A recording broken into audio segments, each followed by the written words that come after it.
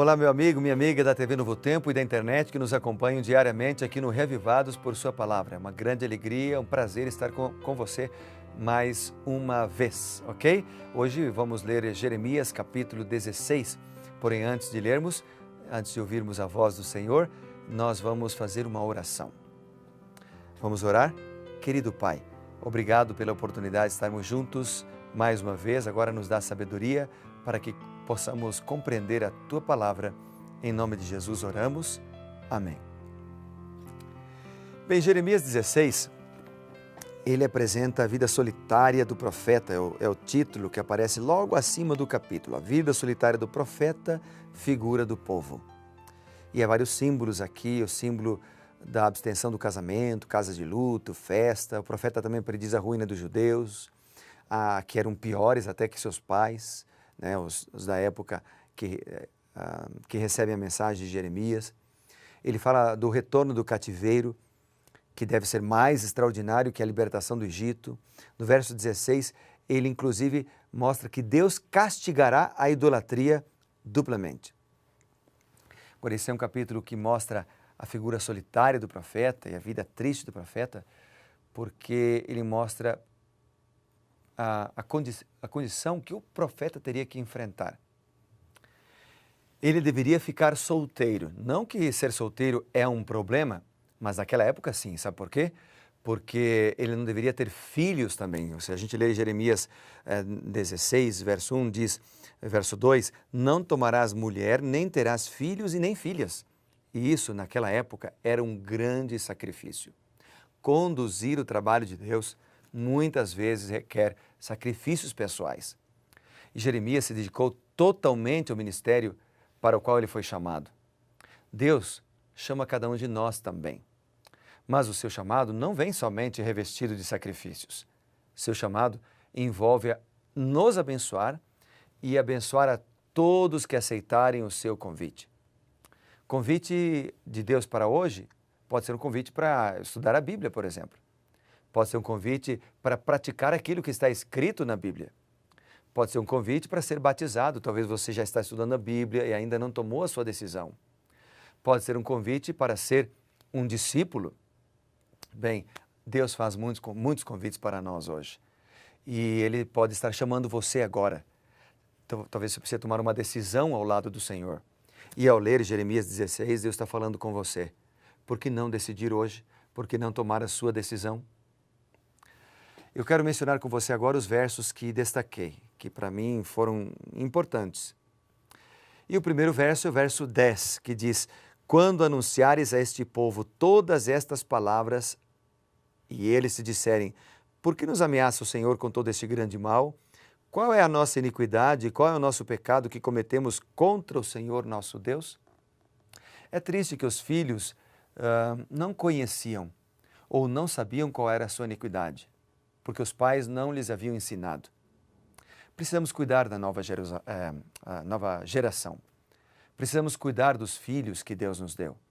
Se nós lermos Deuteronômio capítulo 6, por exemplo, a partir do verso 5 e o Salmo 78, nós vemos que Deus nos ordena cuidar da nova geração. Eu quero ler com você esses dois textos. Em algum momento eu já li aqui contigo, mas a Bíblia, ela se renova cada vez que a gente lê um texto.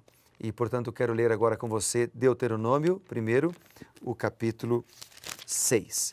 Diz a Bíblia o seguinte, a partir do verso 6. Estas palavras que hoje te ordeno estarão no teu coração.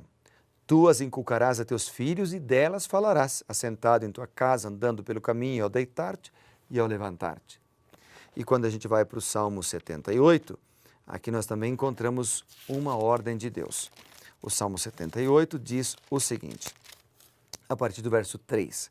O que ouvimos e aprendemos e nos contaram os nossos pais, não encobriremos aos nossos filhos. Contaremos à vindoura geração os louvores do Senhor, o seu poder e as maravilhas que Ele fez. Ele estabeleceu um testemunho em Jacó e instituiu uma lei em Israel e ordenou aos pais que transmitissem aos filhos, a fim de que a nova geração os conhecesse e filhos que ainda hão de nascer se levantassem e por sua vez se referissem aos seus descendentes. Há uma ordem aqui para ensinar a nova geração sobre a palavra de Deus. E quando a gente volta lá para Jeremias capítulo 16 e o verso 10, a gente vê uma nova geração que não conhecia o Senhor. Essa nova geração dizia: por que nos ameaça o Senhor com todo esse grande mal? Qual é a nossa iniquidade?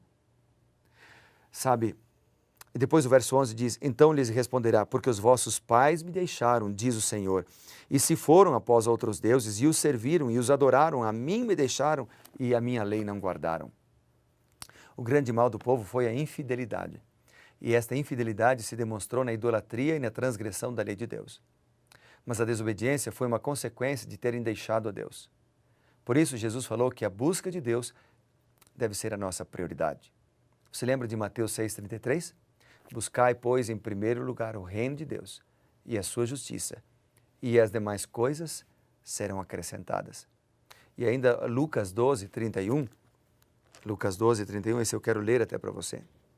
Lucas 12:31 é quase que uma repetição de Mateus 6,33, mas Lucas 12, ele apresenta a mesma verdade numa outra linguagem. Ele diz assim, 12:31, buscai antes de tudo o seu reino, e estas coisas vos serão acrescentadas. Antes de tudo, Deus. Antes de tudo, a Bíblia. Antes de tudo, o Senhor. E essa deveria ser a nossa prioridade com os nossos filhos também. O verso 14, ali de Jeremias, ainda menciona o seguinte. É um outro texto que eu destaquei também que me impactou.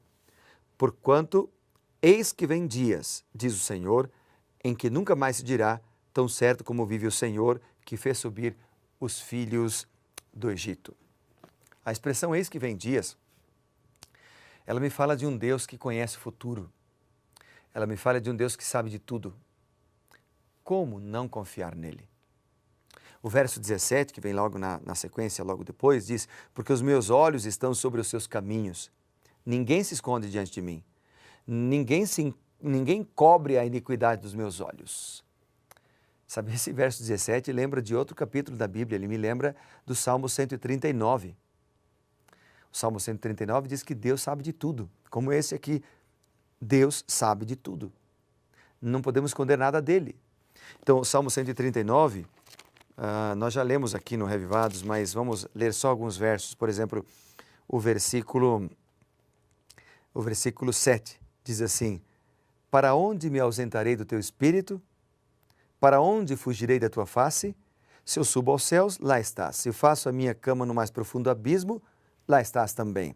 Se tomo as asas da alvorada e me detenho nos confins dos mares, lá me haverá de guiar a tua mão, a tua destra me susterá. Se eu digo as trevas com efeito me encobrirão, a luz ao redor de mim se fará noite, até as próprias trevas não te serão escuras, e as trevas e a luz para ti são a mesma coisa. Deus conhece tudo, Ele é onisciente. Deus está em todos os lugares, Ele é onipresente. Então não podemos esconder nada de Deus. O fato de Deus saber de tudo da tua vida te conforta ou te aterroriza? Dependendo da tua resposta, é a qualidade de relacionamento que você tem com o Senhor. E eu termino com o verso 19. O verso 19 diz assim: ó Senhor, força minha e fortaleza minha, refúgio meu no dia da angústia.